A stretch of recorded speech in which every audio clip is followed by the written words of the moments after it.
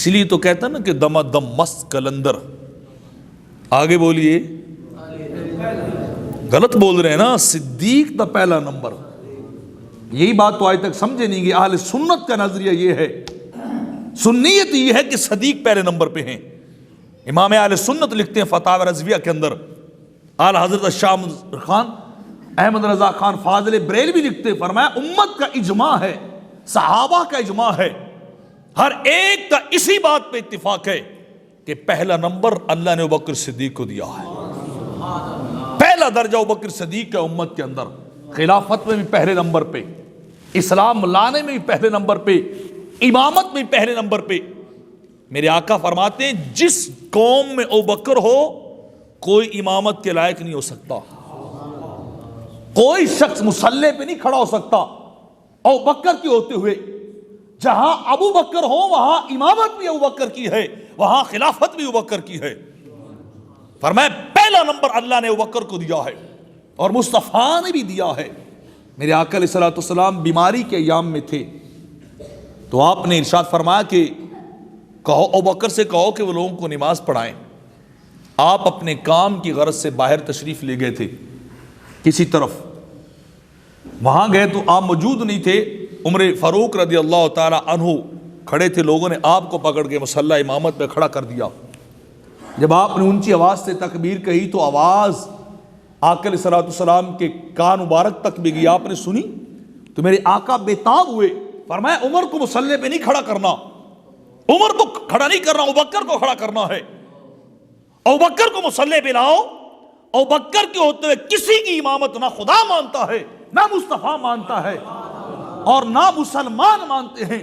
فرمایا ابوبکر کو ڈھونڈ کے لاؤ, جب تک وہ امت میں رہیں گے امامت کے لائق وہی ابوبکر رہیں گے.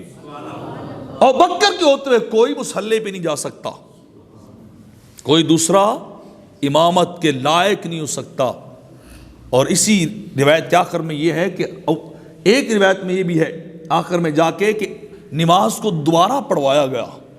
بلاؤ ابوبکر کو, بلاؤ ابو بکر کو, وہ امامت کروائیں گے, عمر نہیں کروا سکتے. عمر ان کے ہوتے ہوئے مصلی پہ نہیں جا سکتے. اور صدیق اکبر وہ واحد ہستی ہیں جن کے پیچھے خود نبیوں کے تاجدار نے نماز پڑھی ہے. امت کے اندر یہ درجہ کسی کو نصیب نہیں ہے, کسی کو یہ مقام نہیں ملا ہے, کسی کو یہ درجہ نہیں ملا ہے کہ نبی نے کسی ابوبکر کے سوا کسی امتی کے پیچھے نماز پڑھی ہو. وہ واحد ابوبکر صدیق ہے جن کی ابتداء میں آمنہ کے لال بھی نمازیں پڑھ رہے ہیں. تو یہ ہمارے جاہل خطیب, جاہل نقیب, جاہل نعت خواں, جاہل ملا, یہ ان کا پھیلایا ہوا نظریہ ہے کہ دما دم مست کلندر علی دا نا. اہل سنت کا مسلک اور اہل سنت کا موقف اور اہل سنت کی کا نظریہ عقیدہ اور ہے کہ سب سے پہلے رب کائنات نے ابوبکر کو نمبر دیا ہے, مصطفیٰ نے خود اس درجے پہ کھڑا کیا ہے, اور دوسرے درجے پہ عمر فاروق کو کھڑا کیا ہے, اور تیسرے درجے پہ عثمان ذی النورین کو کھڑا کیا ہے, اور چوتھے درجے پہ مولا کائنات کو کھڑا کر دیا گیا ہے. یہ ترتیب ہے اہل سنت کی, یہ ہمارا نظریہ اور ایمان ہے ہمارا جو قرآن و سنت سے ثابت ہے. اور صحابہ کے ہاں بھی ایسے ہی تھا. عبداللہ ابن عمر کہتے ہیں کہ سرکار کے دور میں ہماری جب باہم گفتگو ہوتی تھی تو یہی ہوتی تھی کہ سرکار کے بعد ابوبکر آتے ہیں, ان کے بعد عمر فاروق آتے ہیں, ان کے بعد عثمان ذی النورین آتے ہیں, اور ان کے بعد مولا کائنات آتے ہیں. ابو موسیٰ اشعری رضی اللہ تعالیٰ عنہ, بخاری شریف کی روایت, آپ کہتے ہیں میرے دل کے اندر بڑے ارمان تھے کہ کبھی میں سرکار کا چوکیدار بن جاؤں, کبھی میں سرکار کا بواب اور گیٹ بان بنوں. میرے دل کے اندر بڑے ارمان تھے.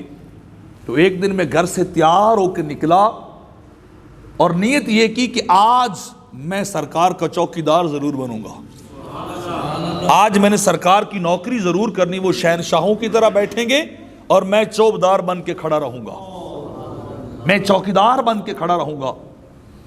آپ فرماتے میں اپنے گھر سے مسجد نبوی کی طرف آیا, سرکار کے در دولت کی طرف آیا, تو مجھے پتا چلا کہ سرکار تو باہر بحر عریس کی طرف تشریف لے گئے ہیں.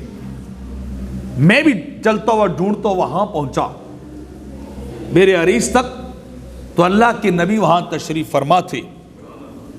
تو میں سرکار کے پاس بیٹھا، آپ کی صحبت کو حاصل کیا، اور پھر میں نے عرض کی حضور اگر اجازت ہو تو میں وہاں بواب نہ بن جو دروازہ ہے اس باغ کا، جہاں باغ اور کنواں ہے، میں اس دروازے پہ کھڑا نہ ہو جاؤں؟